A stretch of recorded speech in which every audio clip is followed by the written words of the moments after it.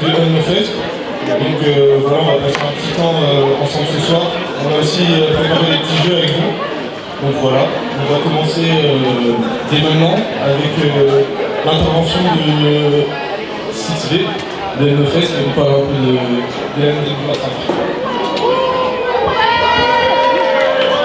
Voilà, avec Ouais, donc moi c'est Valentin. En vrai c'est mieux, on va s'appeler par les prénoms.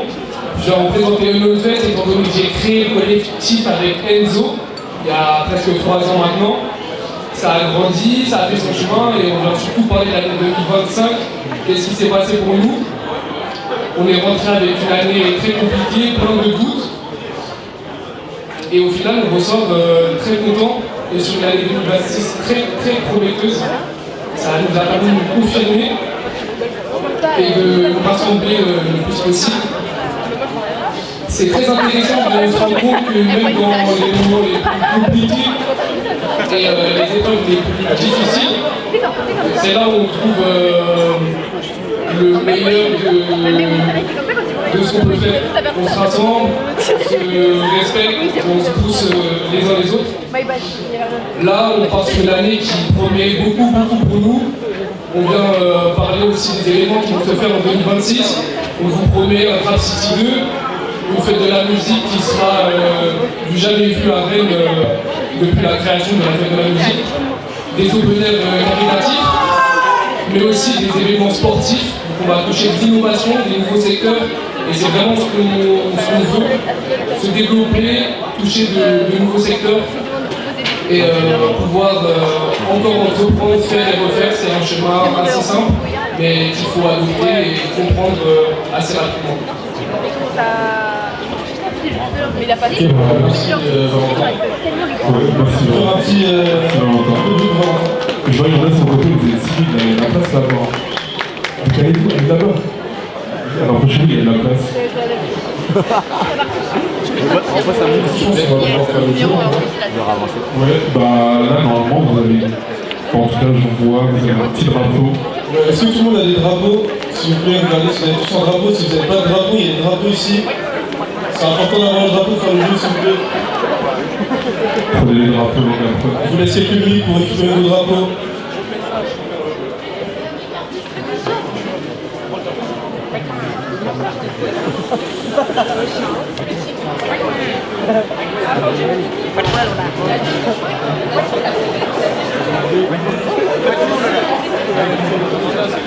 Bon les gars, ceux qui ont un drapeau, on va faire un petit jeu interactif, c'est simple. Il va vous poser des questions, enfin vous poser des questions assez générales, que ce soit sur l'Hellfest, sur la musique. Et en fait, c'est tout simple. Si vous êtes d'accord, vous avez votre drapeau, vous pouvez lever. Si vous n'êtes pas d'accord, vous ne levez pas, simplement.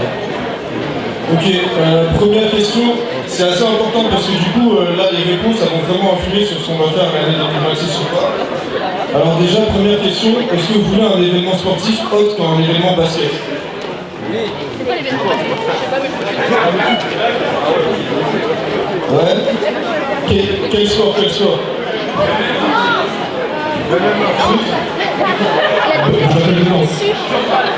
Football.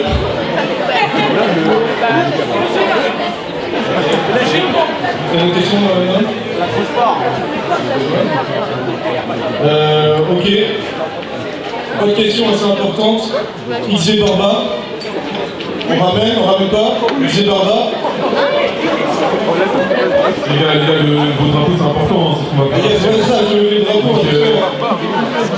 Ok, il y a pas mal d'XG Barba. Ok.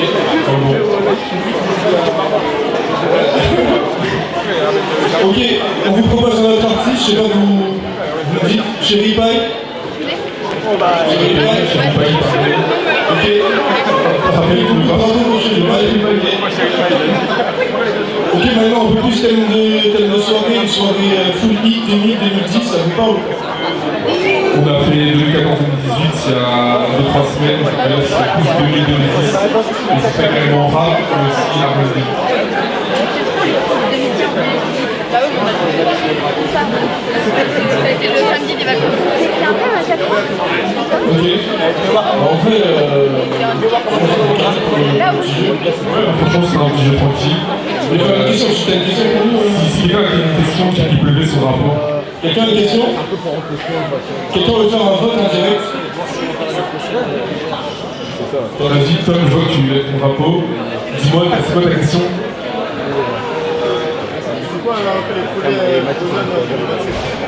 Les projets pour rejoindre en 2026, je sais, mais comme Val a dit juste avant, on s'engage sur l'événement City 2. On avait fait le premier le 12 juin 2025, comme John Morty, Chérif Lazone, et du coup, normalement, il y aura le City 2. On ne sait pas encore dans quelle salle, on ne peut pas vous dire encore dans quelle salle, on ne peut pas vous dire encore avec quel artiste. Mais le très bientôt. Et en plus de ça, comme vous l'avez dit rapidement, on fait de la musique. On part sur quelque chose de très grand et qui n'a jamais été fait à Rennes. Donc ceci, on va vous annoncer avec des collabs, avec des artistes et avec une très grosse scène. Justement, maintenant, on va commencer à faire intervenir des personnes, donc des acteurs rennais, qui vont nous parler un peu de leur expérience. Je pense que pour commencer directement, je vais poser des questions à toi, Noam, parce que j'aimerais un peu que tu nous expliques comment tu as géré ta vie de DJ, l'entrepreneuriat, du coup aussi, et les cours, parce que je sais que quand tu as commencé, donc il y a 1 an, tu étais quand même en cours. Comment toi tu gères ça? Comment ça s'est passé? Bah, du coup, pour faire simple, ça va faire 1 an et demi, 2 ans que je décide de devenir professionnel entre guillemets et de devenir indépendant dans mes entreprises. Et au début, c'était vraiment le chill, c'était le pub, c'était les amis, les soirées, etc. Et petit à petit, en fait, j'ai été mené à essayer de base pour une fest, c'était le warm-up, 30 minutes, 1 heure. Et ça ne prenait pas forcément beaucoup de temps parce que j'avais pas forcément de placement. Et à définir mes grilles, j'ai mixé l'activité pour l'autobie et à me dépasser, ce qui a rendu les cours plus compliqués. Du fait du chemin, du transport, et du coup, forcément, des fois j'allais moins au cours, j'essaie de doser un peu et Comment tu faisais ton équilibre? justement, en vrai, juste des fois je ne dormais pas, honnêtement, il y a des moments où je ne dormais pas où je m'appelais le sommeil. Et en vrai, maintenant je suis content d'avoir fini justement pour renforcer mes professionnels et encore plus mixer mon équipe avant le bac pour me développer.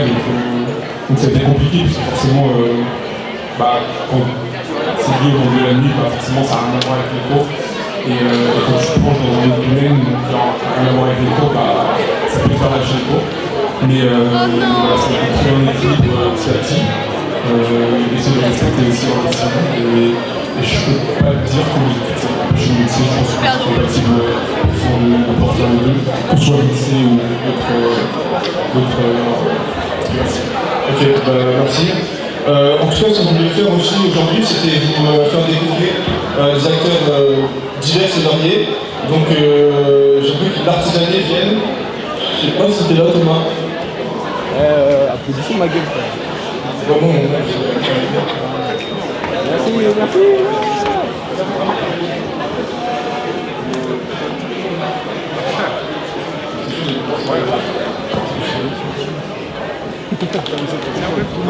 Ok, on fait un bisou pour Thomas. Applaudissez là. Salut tout le monde. Du coup, Thomas, je te laisse te présenter et nous parler un peu de ce que tu fais. Bonjour tout le monde, du coup moi c'est Thomas. J'ai fondé l'Artisanet, donc c'est un atelier d'impression textile, sérigraphie, tout ça. Il y a 7 ans à Rennes. Donc, du coup on accompagne les artistes, les marques de vêtements, les restos, les clubs de sport. Et voilà, on en est là.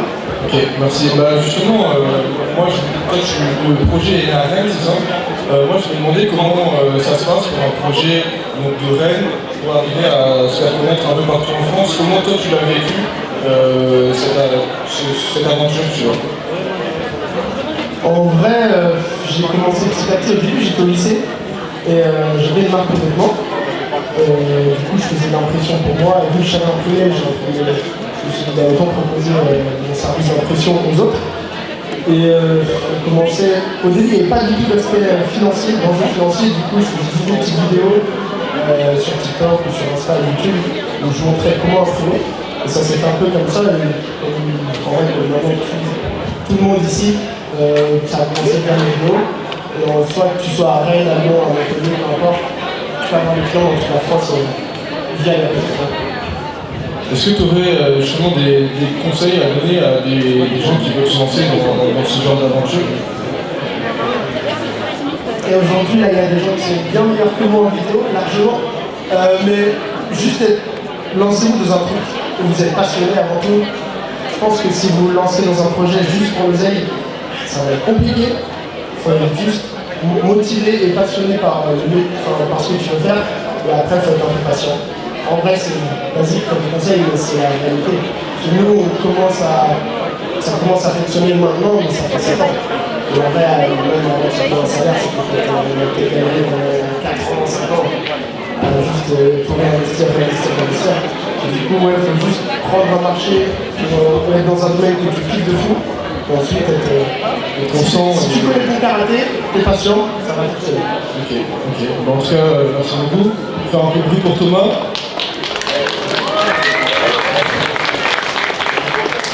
Et on va accueillir notre prochaine intervenante, Gwen, si tu veux bien.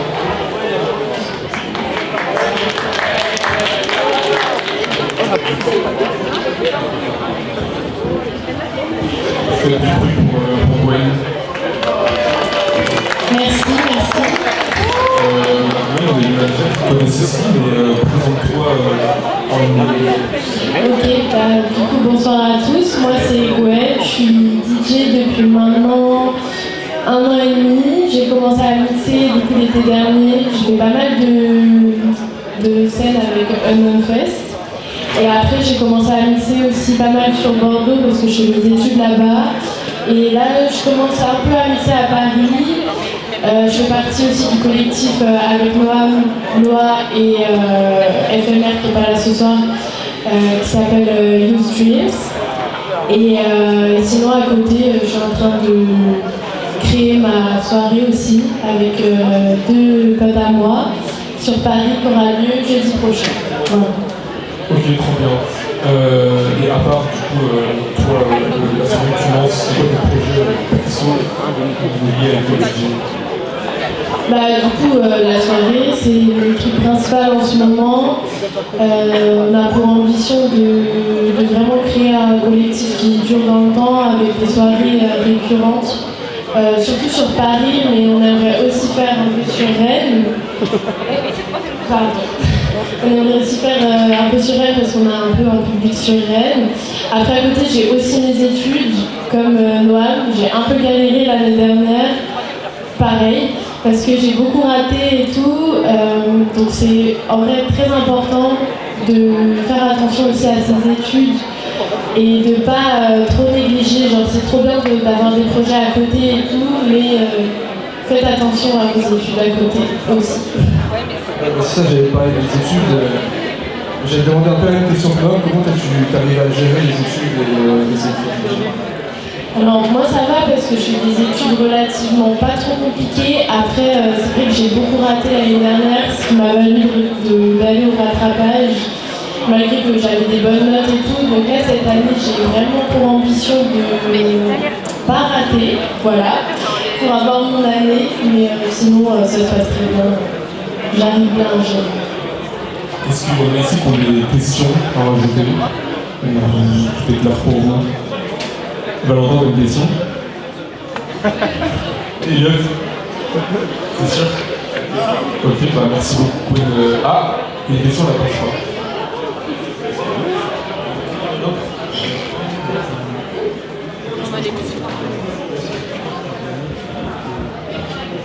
Tu te sens comment par rapport au monde du Jimmy, le fait que tu sois une femme et en plus qui fait des TikTok, tout ça? Est-ce que tu as un avis sur cette situation ou pas? Est-ce que tu peux m'en dire plus? Alors oui, évidemment, j'ai un avis là-dessus parce que c'est quand même un monde qui est très très masculin, c'est compliqué de s'imposer en tant que femme. Je suis très souvent vue pour mon physique avant d'être vue pour ma performance et c'est vrai que c'est assez compliqué à vivre. Pendant un long moment, je me suis sentie beaucoup rabaissée et même encore actuellement, faut pas croire, mais j'ai pas hyper confiance en moi et en ce que je fais. Mais voilà, c'est un combat que je veux mener et c'est aussi ce que je fais, enfin c'est aussi ce qui a fait que j'ai créé du coup mon collectif avec mes 2 copines sur Paris. C'est notamment pour se battre contre ce paternalisme constant qu'on peut vivre nous en tant que femmes dans un monde qui est majoritairement masculin. Voilà. Merci. Merci beaucoup, Denis. Maintenant, je vais appeler Mpro. Faites un peu de bruit pour Mpro.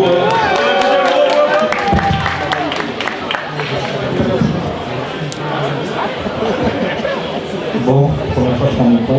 Vas-y, je te laisse te présenter, je te laisse dire qui tu es. Du coup, moi, c'est Marwan Gros. Je suis photographe depuis 5 ans bientôt. Certains ici, vous me connaissez déjà pas mal. Je travaille avec NoFest depuis 3 ans. Donc, je saurais faire des photos à droite à gauche.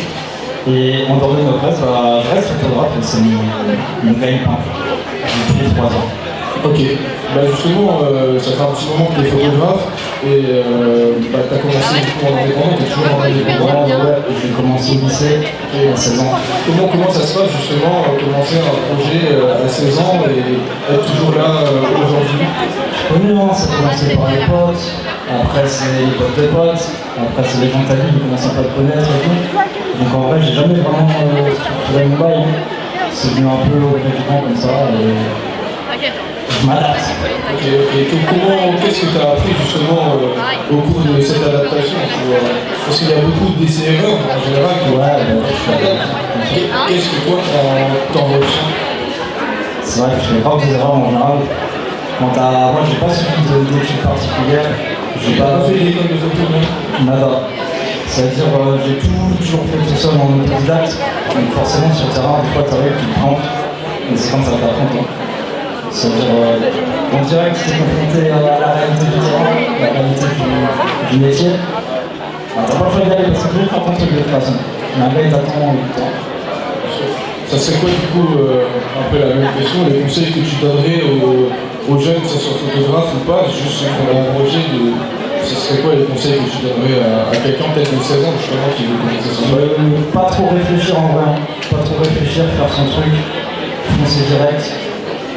Parce que voilà, quand tu poses des questions, ça te freine un peu. Si tu fais un truc, tu vas à fond. Tu peux louper, mais tu peux aussi ne pas louper et voilà, c'est beaucoup d'essais-erreurs. Exactement, c'est des essais. Des fois tu tombes, tu relèves. C'est comme ça que tu grandis. C'est beau.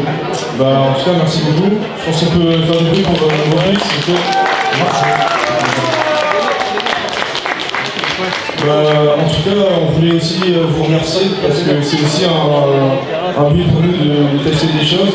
Et ce genre de format, c'est un format qu'on voulait tester, changer un peu. 2026, il y a beaucoup de choses qui vont être testées aussi. Donc en tout cas, on voulait vous remercier pour votre soutien lors de cette année 2025 et pour 2026 aussi. Peut-être un petit mot de la fin. Après, je continue sur ce que tu disais. Merci d'être venu, d'avoir continué la soirée dans tous les cas, en mode DJ set tranquille, etc. Bonne soirée à tous. Merci à tous. Vous pouvez appeler ce drapeau là, s'il vous plaît. Et